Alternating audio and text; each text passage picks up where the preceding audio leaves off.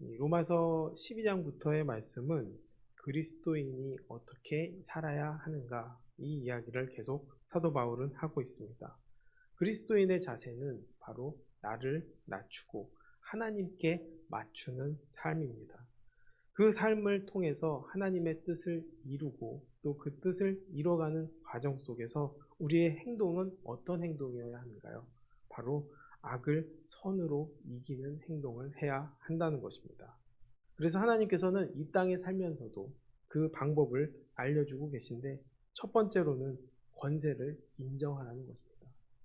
악을 선으로 이기는 방법은 결국 권세를 인정할 줄 아는 것이죠. 나를 낮추고 또 이 땅에서 조화롭게 사는 길을 사는 것입니다. 또 그리고 그 안에서 하나님의 뜻과 거부가 되는 일이 있다면 다 맞춰주지만 하나님의 뜻과 거부가 되는 일이 있다면 그것은 대가를 각오하고도 반대하는 삶을 살아야 한다는 것이죠. 그리고 또 사랑받는 자, 사랑의 빚진 자의 삶으로 살아가라고 이야기합니다. 내가 하나님 앞에서 사랑을 이미 받았으니 사랑을 전할 줄 아는 삶을 사는 것이 바로 하나님의 뜻에 합당한 삶을 이 땅에서 살아가는 것입니다. 그 말씀에 이어서 오늘 말씀은 바로 형제를 비판하지 말라는 것이죠. 믿음이 연약한 자를 받으라는 것입니다. 1절 말씀에 믿음이 연약한 자를 너희가 받되 그의 의견을 비판하지 말라고 말씀하십니다. 사람이 많이 모이면 어떻게 되나요? 바로 이야기를 많이 하게 됩니다. 그런데 그 이야기를 할 때는 좋은 이야기를 많이 할까요? 좋은 이야기를 많이 하기보다는 또 칭찬하는 이야기가 있기보다는 비판하는 이야기, 부정적인 이야기, 나를 낮추는 것이 아니라 남을 낮추는 이야기들을 많이 하게 됩니다. 그래서 그 자리에서 빠지면 뒷담화의 대상이 될까봐 늘 대화의 자리에 끼는 사람들도 있다라는 것입니다. 그렇게 모든 것들이 부정이 가득한 곳이 바로 세상 사람들이 살아가는 또 사람들이 모여서 생각하는 것들이 그런 것들입니다.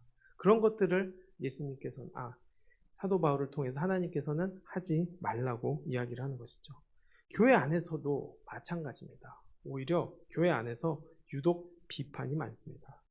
말도 많고 또 시비도 많고 언쟁도 많습니다. 이러한 문제는 사실 초대교회 때부터 계속 그래왔다는 것이죠. 다른 사람의 믿음을 평가하고 또 비판하고 또 이렇게 하라고 요구할 때도 있다는 것입니다. 그리고 믿음이 약한 사람, 또 내 생각과 반대되는 사람들의 말이나 또 그들의 요구를 우리는 무시하고 또 비판하고 또 받아들이지 않으려고 하고 오히려 가르치려고 할 때가 많다는 것이죠. 그런데 믿음이 약한 자들, 또 내 생각과 다른 생각을 가진 사람들의 생각도 우리는 받아주어야 한다는 것입니다.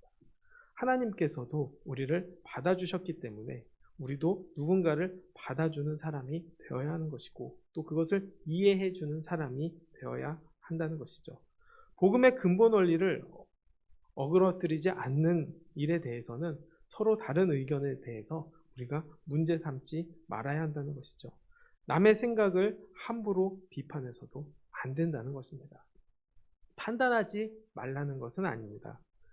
사실 우리가 남의 이야기를 들었을 때 판단하려고 노력하지 않습니다. 들으면 판단이 자동으로 됩니다. 그렇기 때문에 그럴 때일수록 우리는 그것에 대해서 분별하는 지혜가 필요하다는 것이죠. 분별을 넘어서 비판이나 판단 또 정죄를 해서는 안 된다는 것입니다. 내 안에 이런 것들이 이런 말로 드러내면 내 기준이 절대적 기준이 되어서 비판하고 비난하고 판단하게 되는데 그러한 행동은 바로 내가 하나님의 자리에 올라가려고 하는 것과 같은 행동이라는 것입니다. 아담과 하와가 왜 에덴 동산에서 쫓겨났을까요? 바로 선악을 구별하는 열매를 먹어서입니다. 그 선악을 구별하는 열매를 왜 먹었을까요? 하나님처럼 되고 싶었기 때문입니다. 하나님처럼 하나님 자리에 올라서 하나님과 대등한 삶을 살려고 했다는 것이죠. 그것이 바로 교만이라는 것입니다.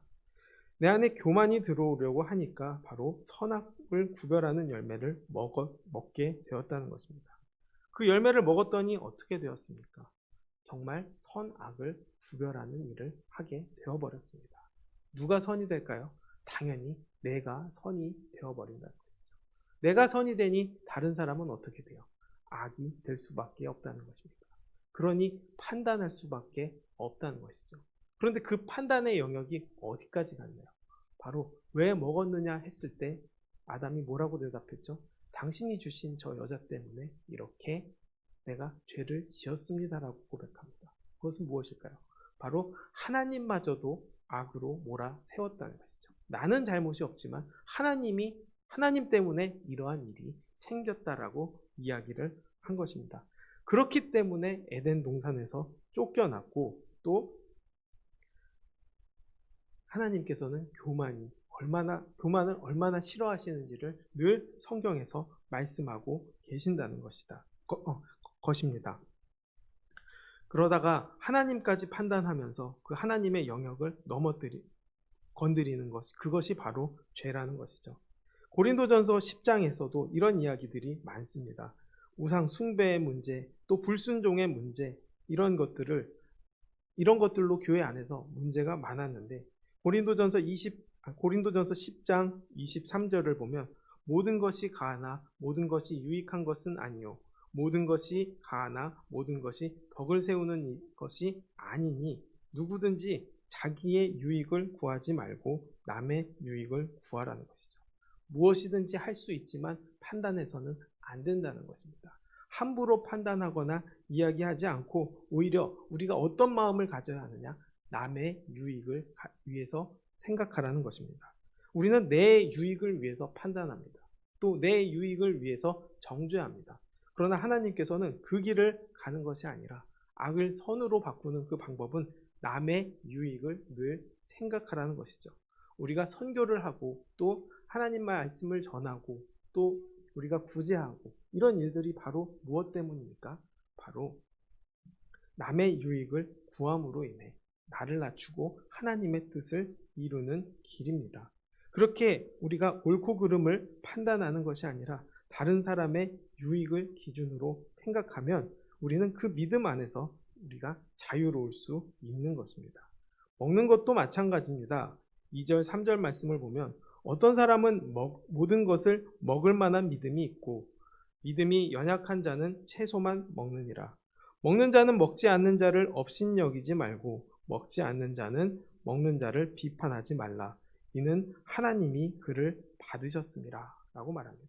로마 교회 안에서 우상 숭배에 바쳐진 고기를 먹어서는 안 되기 때문에 채식을 고집하는 사람들도 있었습니다. 또 그 채식을 먹는 사람을 또 오히려 비판하는 사람들도 있었습니다. 먹는 것에 자유로운데 왜 이렇게 비판하냐라면서 서로를 비판하는 일들이 교회 안에서 있었다는 것입니다. 또 구약의 절기들만 주장하는 사람들도 있었습니다. 이 절기는 반드시 지켜야 되는 것이고 절기는 반드시 따라야 하는 것이다 라고 생각하는 사람도 있지만 또 믿음의 영역에 들어온 사람들은 어떤 생각을 하느냐?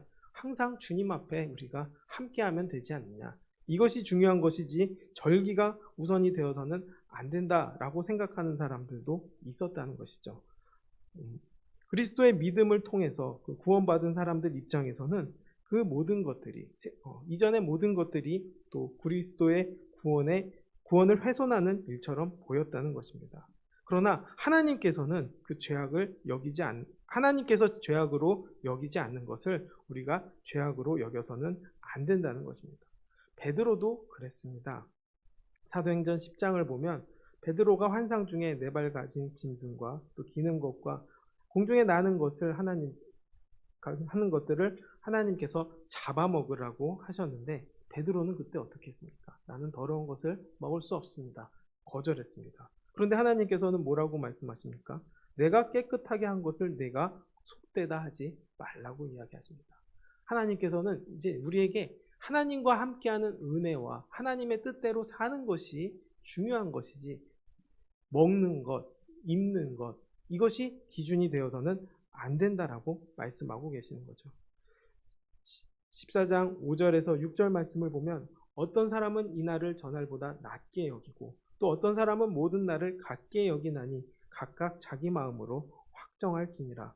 나를 중히 여기는 자도 주를 위하여 중히 여기고 먹는 자도 주를 위하여 먹으니 이는 하나님께 감사함이요 먹지 않는 자도 주를 위하여 먹지 아니하며 하나님께 감사하느니라라고. 모든 것이 가하지만 마음의 중심이 하나님께만 있으면 된다라는 것이죠. 이것을 다른 것들로 비판하거나 욕하지 말라는 것입니다. 코로나 때 이런 문제가 늘 있지 않았습니까? 인터넷으로 드리는 것이 진짜 예배인가? 또 교회에 나와서만 예배를 드리는 것이 진짜 예배인가? 또 예배 인원에 제한이 있었을 때 주일이 아닌 다른 시간에 예배 드릴 수 있게 만들어 놓으면 주일에만 꼭 예배를 드려야 한다라고 생각하는 사람들도 있었고 또 그것과 상관없이 예배를 드릴 수 있는 자리가 있다는 것에 감사해서 월요일 날이라도 드리고 화요일 날이라도 드리고 항상 드리려고 하는 마음을 가진 사람들도 있다는 것입니다. 그런데 이것을 비판해서는 안 된다는 것이죠. 사람에 따라 다 다를 수 있다라는 것을 인정을 해야 한다는 것입니다. 주일을 특별하게 여기는 사람도 있고 하루하루 주님과 동행하는 삶을 중요하게 여기는 사람도 있다는 것입니다. 중요한 것은 확정하고 또 믿음으로 받아들이는 것이 중요하다는 것이죠. 믿음으로 결정해야 한다는 것입니다. 술, 담배 문제도 마찬가지입니다. 술을 마시는 것이 옳으냐 그르냐, 물론 술, 담배 하는 것이 옳지 않다는 것은 우리가 알고 있습니다. 그런데 그것만이 기준이 되어서는 안 된다는 것이죠. 술, 담배를 안 하면 믿음이 좋은 사람이고 또 술, 담배를 하면 믿음이 나쁜 사람이다 라고 우리가 함부로 판단해서는 안 된다는 것입니다. 그것만이 기준이 되어서는 안 된다는 것이죠. 우리는 중요한 것은 하나님의 마음 또 그 본질을 생각해야 한다는 것입니다. 본질을 위해서 내가 하나님을 위해서 어떻게 마음을 정하는 것이 중요한 것이지 날짜나 먹는 것을 따져서 그 본질을 비본질로 흐려서는 안 된다는 것입니다.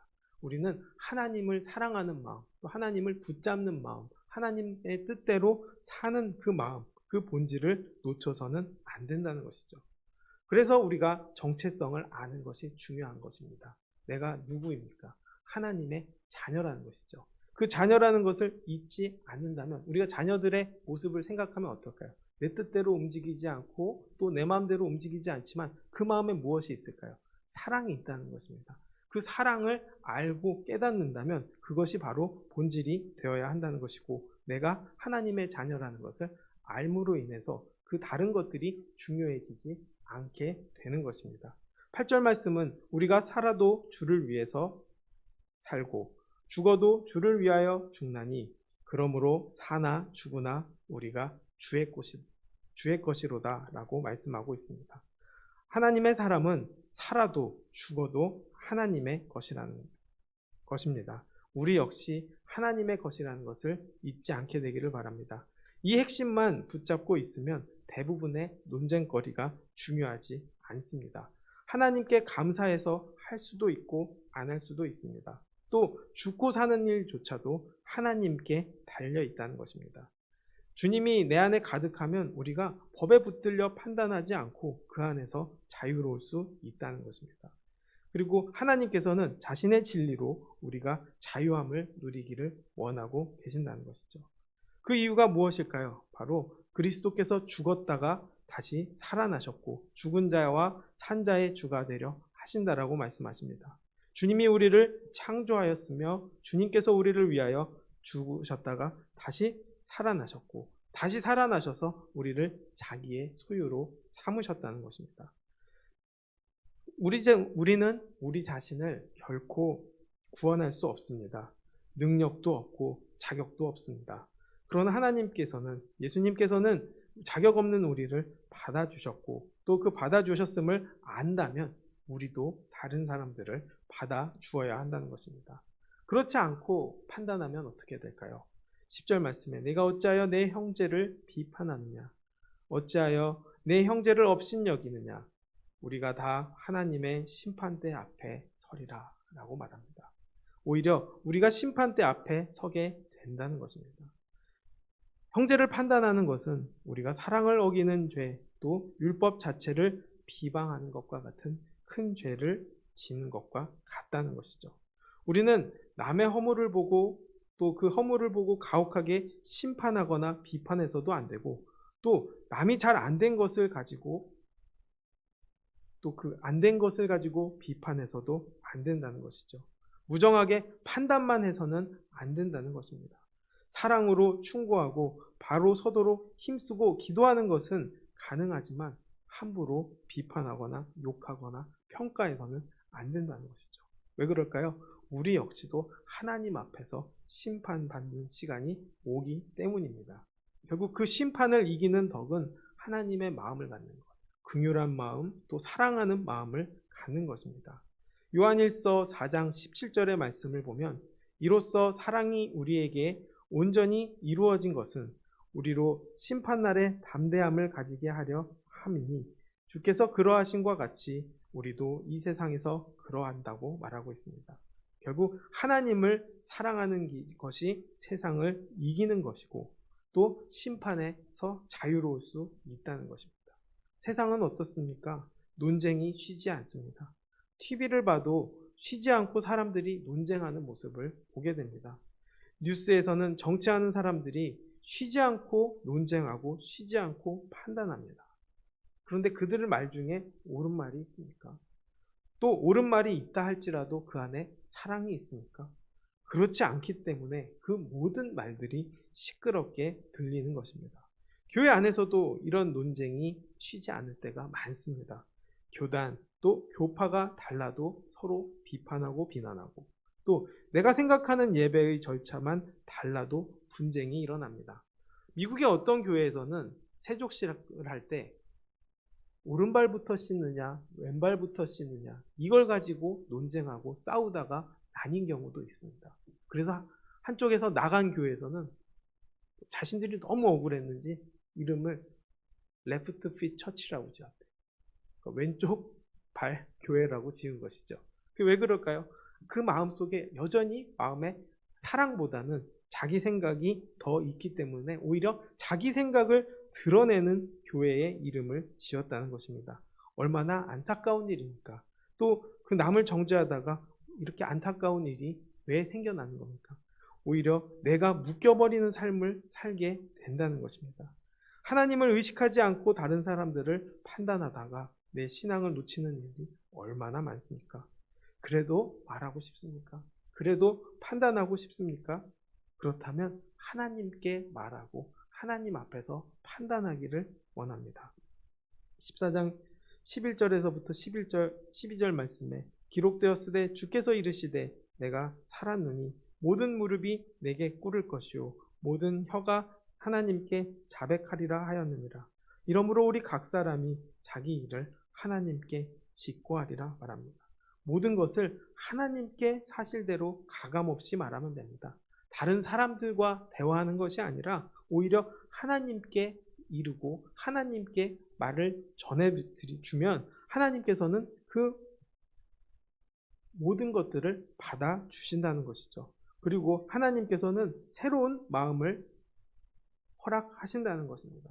판단할 일이 있고 또 불만이 있어도 우리는 그것을 하나님께 말하는 하루가 되기를 원합니다. 하나님께서는 다 받아주시고 새로운 마음을 여러분들께 부어주실 것입니다. 다시 일어서는 마음, 또 사랑하는 마음, 또 남을 판단하는 것이 아니라 받아주는 마음 말입니다. 오늘 하루 우리가 내가 품어주지 못한 사람이 누구인지 생각하고 기도하는 하루가 되기를 원합니다. 또 그리고 그 모든 것을 하나님께 맡기게 되길 원합니다. 믿음으로 맡기게 되길 원합니다. 그러면 하나님께서는 그것에 대해서 해결해 주시고 또 새로운 마음과 사랑하는 마음을 부어주시고 회복시켜 주실 것이기 때문입니다. 오늘 하루도 내가 판단하는 것이 아니라 그 판단을 주님께 맡기고 나를 낮추고 남을 이해하는 우리가 되기를 주님의 이름으로 축원하겠습니다. 기도하겠습니다. 사랑과 은혜가 많으신 하나님 아버지, 우리가 하나님의 자녀로서 하루하루 살아가기를 간절히 소원합니다. 또 그 길에 나를 낮추고 남을 올려주는 일, 남을 받아주는 일, 남을 이해하는 일이라는 것을 하나님께서 알게 하심에 감사합니다. 우리가 우리 모든 것들을 하나님께 고하는 은혜를 허락해 주시고 또 하나님께 고함으로 우리가 하나님의 마음을 다시 받아서 사랑하고 품어주고 아껴주는 우리 송도 좋은 교회 식구들 될 수 있게 주님 함께하여 주옵소서. 예수님의 이름으로 기도드렸습니다. 아멘.